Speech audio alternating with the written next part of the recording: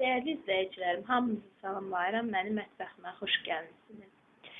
Əgər baxmısınızsa, mən qat-qat xəmirin hazırlanmasını və onun dondurucuda saxlanması qaydasını sizinlə paylaşmışdım.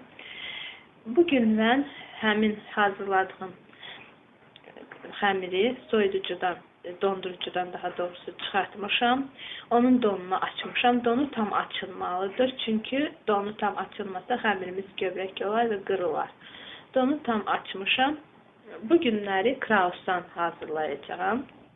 Bunun üçün mən 3 növ çiğdən istifadə edəcəyəm. Hazırladığım heyvan marmeladıdır. Bu marmeladın hazırlanmasını mən sizinlə paylaşmışam. Mən ikinci növ içliyim. Kişmişi və qaysı qurusunu xırda doğrayıb suda islatmışam. Sonra bir balaca yumuşatmaq üçün yağda çevirirəm. Üzərinə xırdalanmış qoz əlavə etmişəm. Bunları hamısını birbirine qarışdırıram. Bu da bir növ içliyimiz və heyva. Bunu da sizinlə paylaşmışdım. Mən heyva mürəbbəsini ət maşınından keçirtmişəm. Belə formada. Bu da bu kruasanın içərisinə çox gözəl yaraşır. Xəmirimizi yufanın üzərinə unlayıb, xəmirimizi açırıq.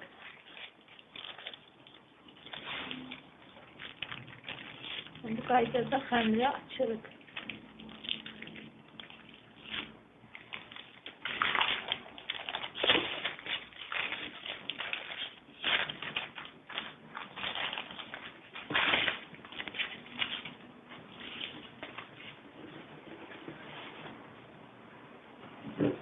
Onu nərdanə ilə yayırıq.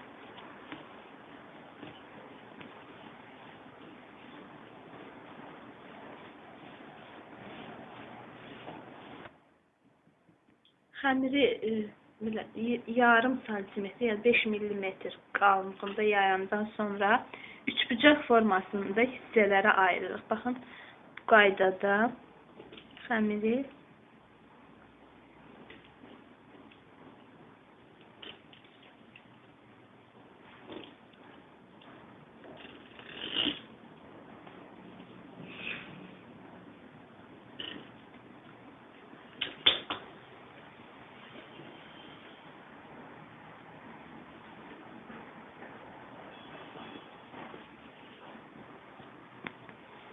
bıçaq formasında alınır.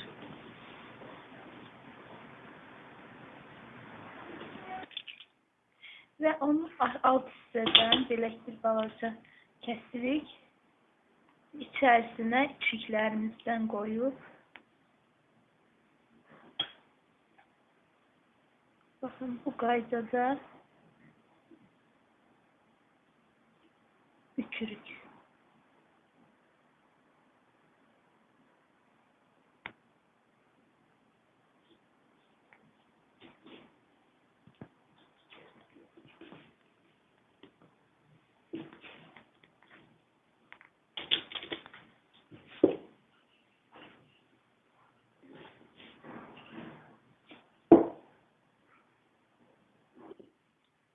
Bucağı bir balaca da açandan sonra oturacaq hissəsindən belə kəsirik bir balaca və içliyimizi qoyub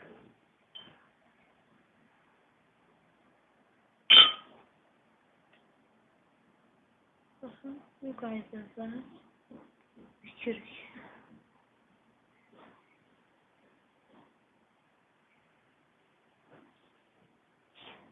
Bir kənara qoyuruq.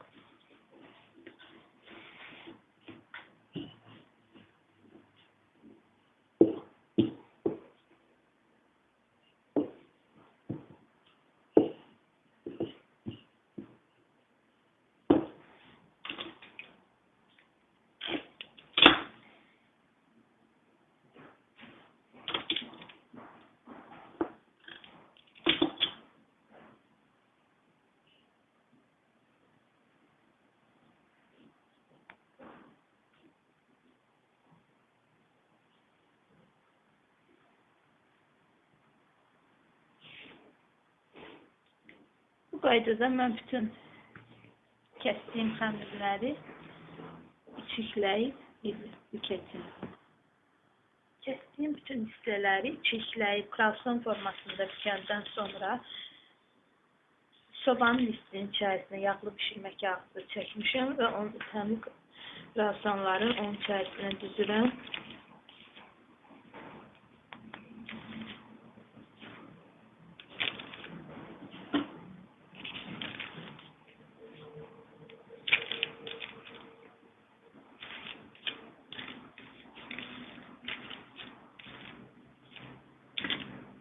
Həddən artıq bir-birinə yaxın qoymayın.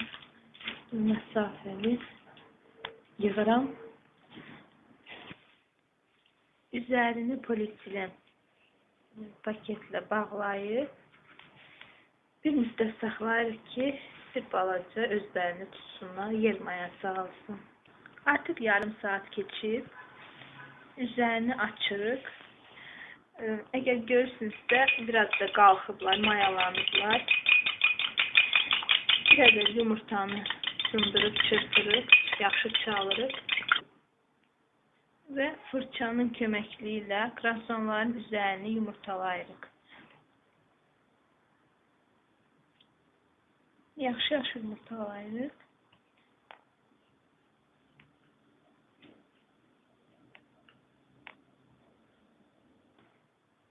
Bütün kruasanların üzərini yumurtalayandan sonra artıq sobaya getmək üçün tam hazırdır.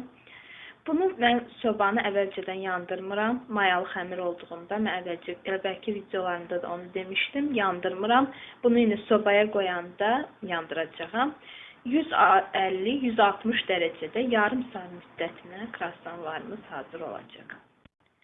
Artıq mən kruasanları sobadan çıxartmışam. Çox gözəl qalxıblar. Yaxşı, gözəl də qızarıb, altı da, üstü də çox yaxşı qızarıb, çox gözəldir. Bunları belə isti-isti sobanın üstündə saxlamayın. Ya bir mən dəmir şəbəkənin üzərində bunları soyduram, siz taxtanın üzərində də soyuda bilərsiniz. Və yaxud da bir parçanın üzərində də soyuda bilərsiniz. Belə dəmir şəbəkənin üzərinə düzürəm. Bu formada qalıb soyuyur. Bu da mənim hazırladığım kruasan idi. Mən onu öz hazırladığım mayalı xəmirdən pişirmişəm. Düzdür, bu tez, rahatdır, tez hazırlanır. Sadəcə olaraq bir qat-qat xəmirin hazırlanması vaxt aparır. Əgər sizin vaxtınız yoxdursa, satışda da var. Qat-qat xəmir hazır şəkildə satılır, alıb belə hazırlaya bilərsiniz. Əgər bəyəndinizsə, bu videonu like etməyi və mənim kanalıma abunə olmağı unutmayın. Siz də hazırlayın, bişirin, nuş olsun.